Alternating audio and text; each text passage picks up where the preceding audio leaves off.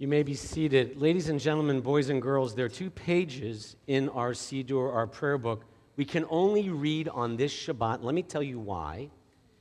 The rabbi you're now listening to, Rabbi Wollner, started us with today is not only December 11th, it is also the Sabbath before the new moon, which means it's Rosh Chodesh, a month that's not named December.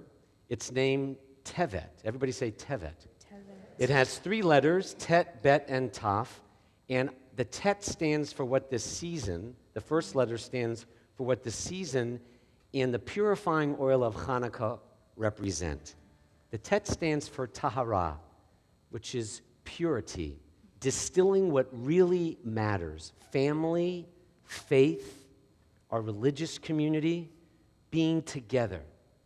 The second letter, Bet, stands for Bayit, home.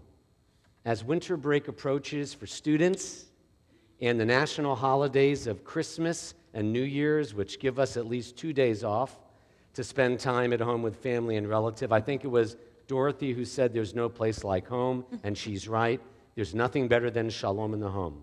So the second letter of Tevet, Bet, stands for that. And the final letter of this month's name, the Taf in Tevet, stands for what the world needs most after, not love, shalom.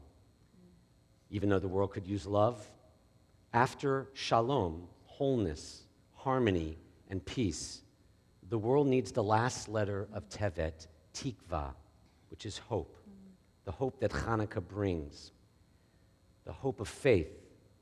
As this coming week's speaker at our 92nd Street Y, Rabbi Jonathan Sachs says, if you look at the candles, he says, faith is like a flame. Properly tended, it gives light and warmth.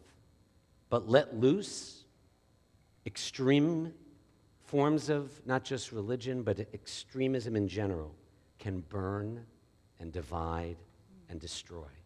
The world needs the universal hope and the inclusive faith we stand for, not only for the Jewish people, but for all people. So I'm going to ask you to turn to page 260 and to fill in the blank by saying Tevet begins on Sunday.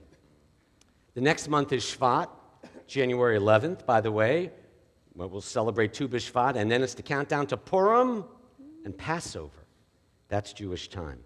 260, let's all read together in the English and fill in the blank. Together, our God and God of our ancestors, that's 261. That's may it be your will. Well, we want 262. Everyone 261, let's all pray together. So we're all offering this, not just me. Together, our God and God of our ancestors, may the new month bring us goodness and blessing. May we have long life, peace, and prosperity. A life exalted by love of Torah, reverence for the divine. A life in which the longings of our hearts are fulfilled for good. The new month of Tevet will begin on Sunday.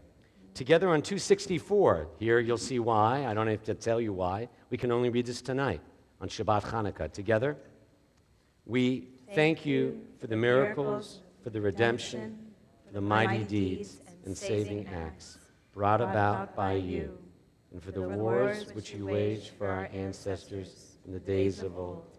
At this season. Perhaps the most forgotten factoid about Hanukkah is how the Jewish people, the rabbis in particular, turned it all around. This was a military victory that we never celebrated as a military victory. You know what we read on Hanukkah? It's not about the spirit of power. We say, not by might, not by power, but by my spirit. It's about the power of the Spirit. That's right, not the spirit of power. And so I'd ask you now in your own way to please pray for the power of the Spirit, not the spirit of power, to pray for peace, to pray for hope, to pray for shalom, either in the traditional prayers in front of you or however you wish to. And then coming out of that, page 365, the most famous Hanukkah song of all. But first, help us pray for peace. We pray silently.